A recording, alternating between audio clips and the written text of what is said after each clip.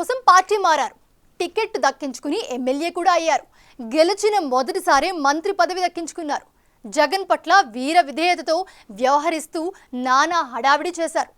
ఆ క్రమంలో సొంత టీం ఏర్పాటు చేసుకుని విచ్చలవిడిగా అవినీతికి పాల్పడ్డారు.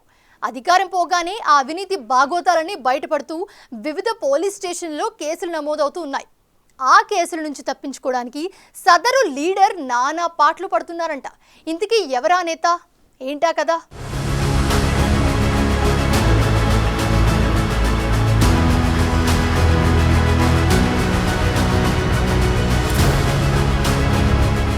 తెలుగుదేశం పార్టీతో పొలిటికల్ ఎంట్రీ ఇచ్చి వైసీపీలోకి జంప్ చేసిన బెడదల రజని ఆ పార్టీ తరపున 2019 ఎన్నికల్లో చిలకలూరిపేటలో మాజీ మంత్రి ప్రత్తిపాటి పుల్లారావుపై గెలిచి సంచలనం సృష్టించారు.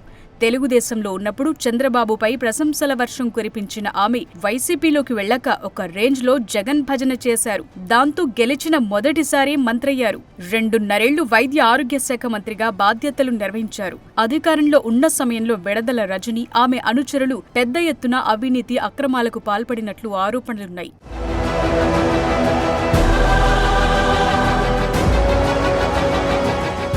అప్పట్లో వైసీపీ ప్రభుత్వం ఉండటం, ఆమె మంత్రిగా ఉండటం వల్ల ఆమె అవినీతిపై ఎన్ని ఫిర్యాదులొచ్చినా పోలీసులు పెద్దగా పట్టించుకోలేదు. కూటమి ప్రభుత్వం అధికారంలోకొచ్చిన తరువాత బెడదల రజని అవినీతి అక్రమాలు ఒక్కొక్కటిగా వెలుగులోకొస్తున్నాయి. అధికారంలో ఉన్న సమయంలో తెగ హడావిడి చేసిన ఆమె పార్టీ అధికారం కోల్పోయిన నాటి నుంచి పెద్దగా ప్రజల్లో కనిపించటం లేదు.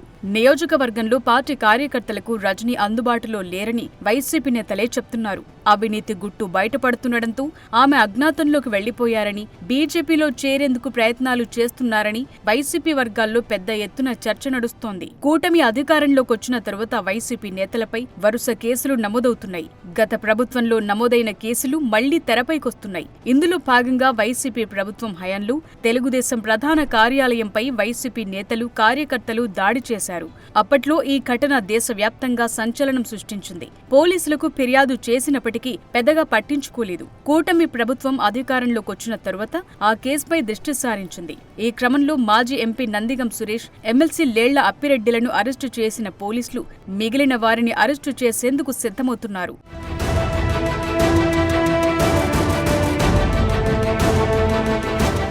కూటమి ప్రభుత్వం దూకుడుతో గత 5 ఏళ్లు పొలిటికల్ స్క్రీన్పై ఓ వెలుగు వెలిగిన నేతలు అండర్ గ్రౌండ్ లోకి వెళ్లిపోతున్నారు. ఇప్పటికే కొడాలి నాని, వల్లభనేని వంశీ, జోగి రమేష్ వంటి వారు అండర్ గ్రౌండ్ కు వెళ్లిపోగా మాజీ మంత్రి బెడదల రజని కూడా కనిపించకుండా పోయారు.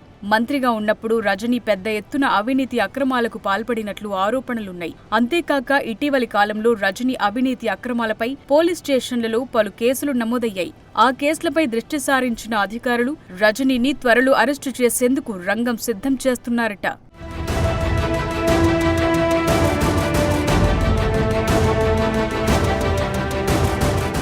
2019 ఎన్నికల్లో చిలకలూరిపేట నియోజకవర్గం నుంచి వైసీపీ ఎమ్మెల్యేగా విజయం సాధించిన రజని 2022 ఏప్రిల్ 11న జరిగిన మంత్రివర్గ పునర్వ్యవస్థీకరణలో భాగంగా వైఎస్ జగన్మోహన్ రెడ్డి మంత్రివర్గంలో ఆరోగ్య శాఖ మంత్రిగా ప్రమాణ స్వీకారం చేశారు. ఆ తరువాత రజనీని పలు వివాదాలు చుట్టుముట్టాయి.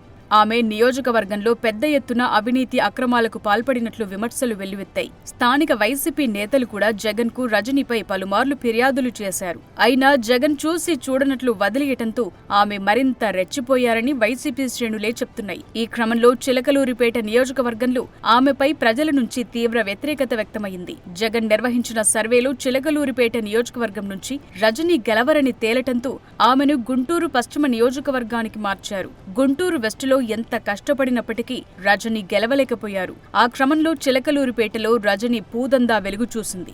జగనన్న కాలనీలకు సేకరించిన భూములకు సంబంధించి రైతుల దగ్గర ఆమె 1,16,00,000 రూపాయల కమిషన్ తీసుకున్నారని ఆరోపణలొచ్చాయి. ఈ విషయంపై రైతులు పోలీసులకు ఫిర్యాదు చేశారు. అయితే ఈ బాగోతం బయటపడగానే మాజీ మంత్రి రైతులకు ఆ మొత్తం తిరిగిచ్చేశారట.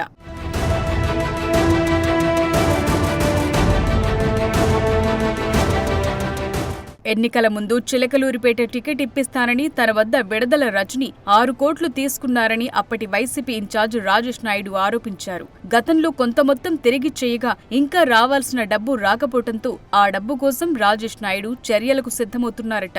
ప్రస్తుతం రాజేష్ నాయుడు తెలుగుదేశం పార్టీలో ఉన్నారు. ఆయన రజనీకి గట్టి షాక్ ఇచ్చేందుకు రెడీ అవుతున్నారట. మరోవైపు చిలకలూరిపేట స్టోన్ క్రషర్ యజమానులు కొందరు మాజీ మంత్రి విడదలపై తాజాగా ఏసీబీకి ఫిర్యాదు చేశారు. క్రషర్లు నడపాలంటే 5 కోట్లివ్వాలని రజనీ డిమాండ్ చేశారని, లేదంటే 50 కోట్ల జరిమానా విధించేలా విజిలెన్స్ కేసులు నమోదు చేయిస్తానని బెదిరించారని ఆరోపించారు. దీంతో విడదల రజనీపై చర్యలకు పోలీసులు రంగం సిద్ధం చేస్తున్నట్లు తెలిసింది.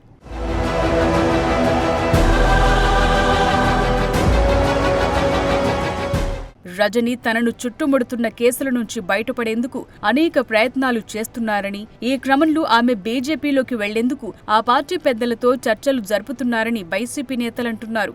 మొత్తం మీద రజనీ అవినీతి అక్రమాల గుట్టు రట్టవుతూ వరుసగా కేసులు నమోదవుతుండటంతో ఆమె అరెస్టు నుంచి తప్పించుకునే అవకాశాలు లేవన్న అభిప్రాయం వ్యక్తమవుతోంది.